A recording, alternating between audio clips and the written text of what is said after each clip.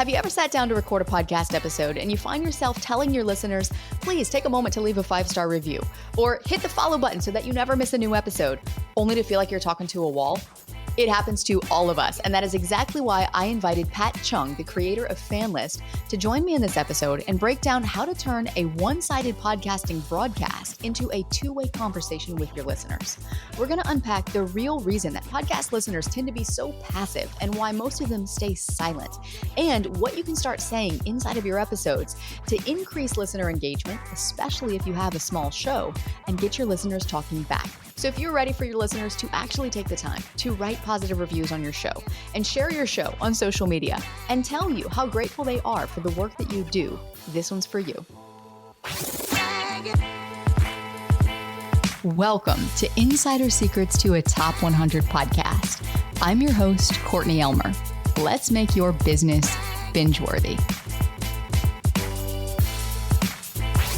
Pat, I am stoked to have you here today. Thank you for making the time. Hey, thanks for having me, Courtney. I love your show, so thanks for having me. Thank you for listening. Pat, I think your story is so interesting because you saw a need in the podcasting space to help more podcasters create two-way conversations with their audience. For us as hosts, it can often feel like a one-sided conversation. I know you know this because you have a podcast. But the way that you came about this problem was ultimately from a listener perspective first, which I find really fascinating.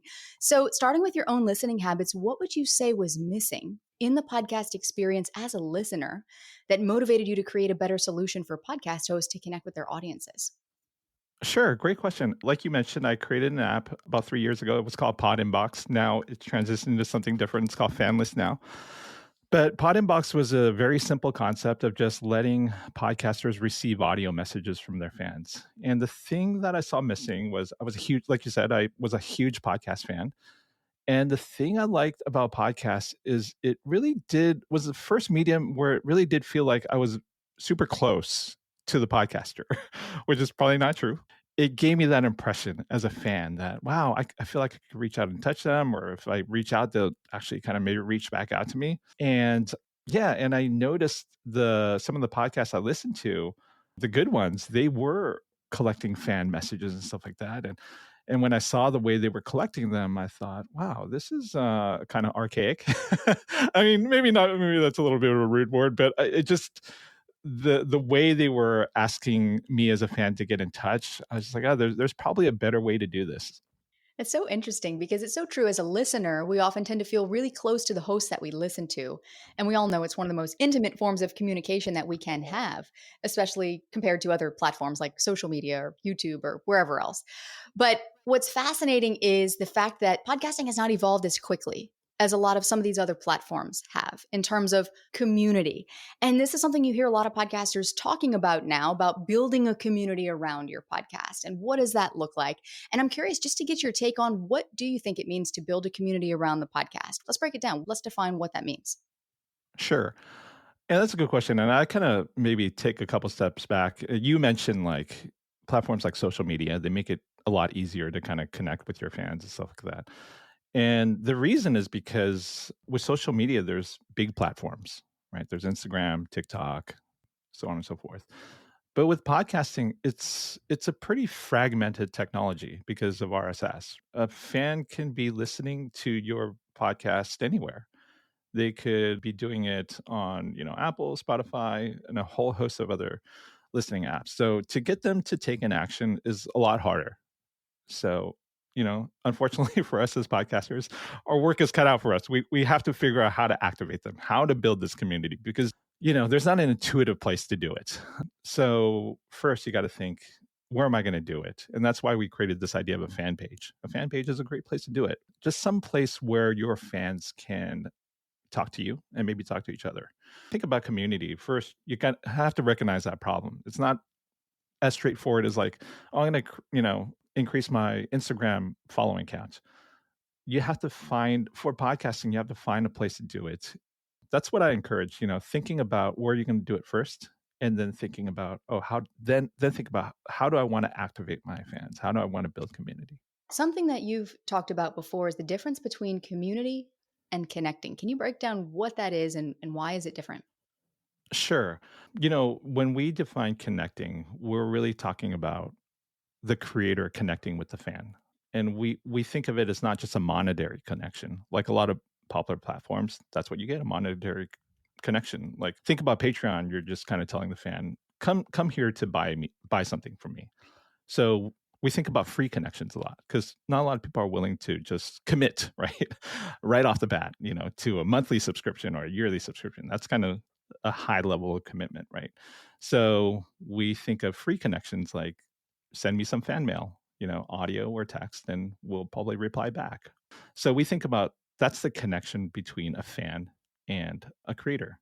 So community, we hear that a lot. And how do we build community? Well, I think the first thing a podcaster has to recognize is we already have a community. Your audience is kind of like a community, right? And I think that's the next trend that I'm seeing in podcasting is like they recognize that fans want to interact with other fans.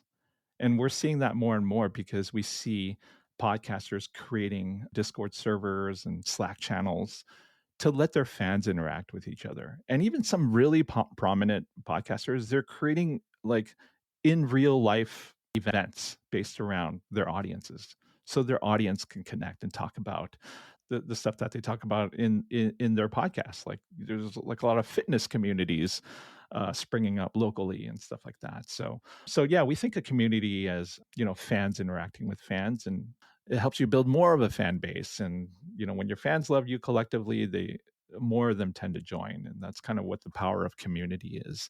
Key point. Let's talk about the importance of activating your fans and why this should be a priority for podcast hosts. Personally, in my experience in working with a lot of podcasters through the years, this tends to be something that falls to the back burner because a lot of hosts are so focused on the content piece of it. We're creating the content, we're trying to get the content out, we've got to edit the content, publish the content. But why should engagement be a priority, or why should hosts place a higher priority on engaging their listeners and creating a sense of community with the people who listen to the podcast, especially if they're a smaller show? Sure, that's a good question. And activation is key. I mean, once again, when you think about podcasting, it's a very passive sport or a very passive pastime. You honestly, you don't even kind of go anywhere. The podcast episodes come to you, right? They come to you in the form of usually you're listening to it on your phone or on some kind of device. You get a notification that there's an episode and you just press play. You almost have to do nothing. It's like the most easiest pastime to do. I always kind of teach, podcasters that, to grow, whether it's monetization or even just grow your numbers. One really good thing to do is to activate them first. When I say activate, is get them to do something. It doesn't have to be anything in particular, but just do something other than listening. Listening is the first step. So that's what you do. You create content. Hopefully it's good content. It's content they subscribe to and listen to. But then the next step is to get them to do something. And why that's important to growth is like, think about it. Still one of the prominent ways big podcast grows through word of mouth, right? So that's getting someone so excited that they're going to tell a friend or two or three or even 10, tell their friends to go listen to your podcast. That's getting them to do something. To get them to offer that referral or be so excited, they have to be excited enough to do something. So something you're asking. That's why a lot of podcasters, they talk about this call to action. So activating a passive fan to become active is super important. And it is important for a podcaster to think about what their main call to action is. Another kind of background that I want to give is I kind of learned this from a previous job I had as head of product for one of the first social media influencer agencies in LA. One of the big things we focus on was not just creating content. Creating content is the first step.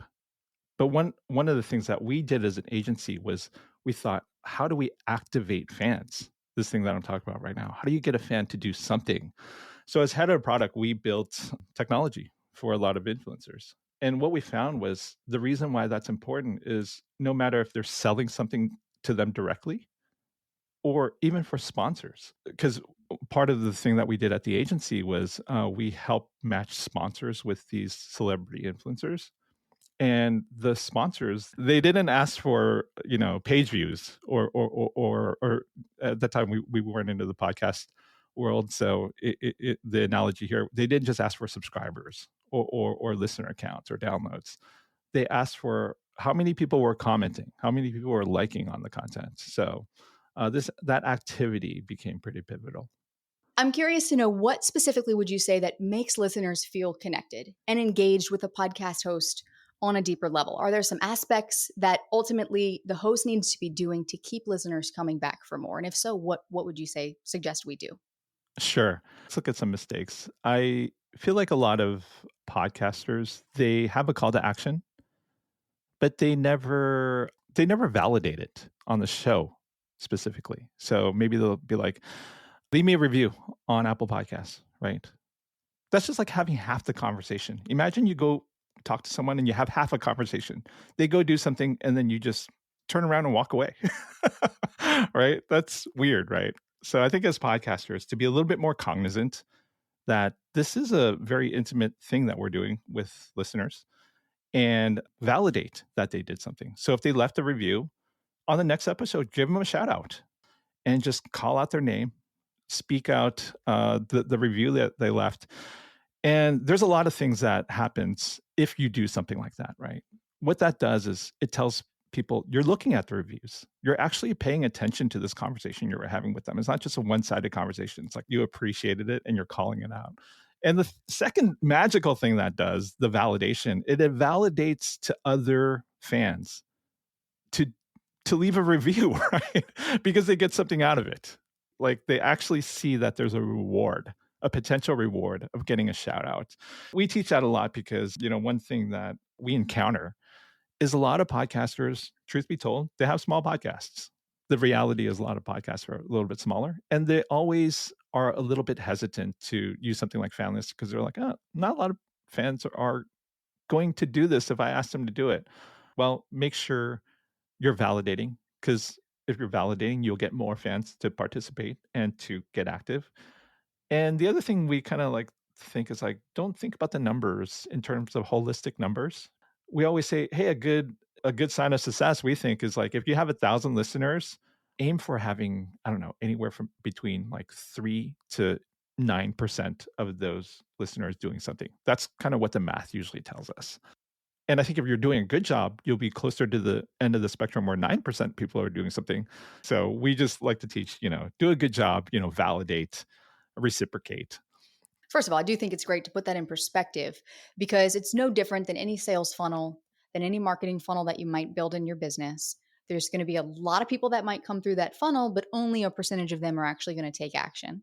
And so it can be helpful to think of it in those terms for a podcast, but also for those that are really putting in the effort there. I mean, they're showing up, they're putting those episodes out there, and they're feeling like, I'm asking for things, but my audience isn't responding. What might they be missing? We put a term to it. It's called the payoff. Is there a payoff for that thing that you're asking them to engage with? So the payoff is really important, and the actual payoff is different depending on what your main call to action is. Like, for example, let's take your show for example. You do a Q&A, and I notice you present your Q&A. You actually download the audio clip and then you play the audio. So that's great.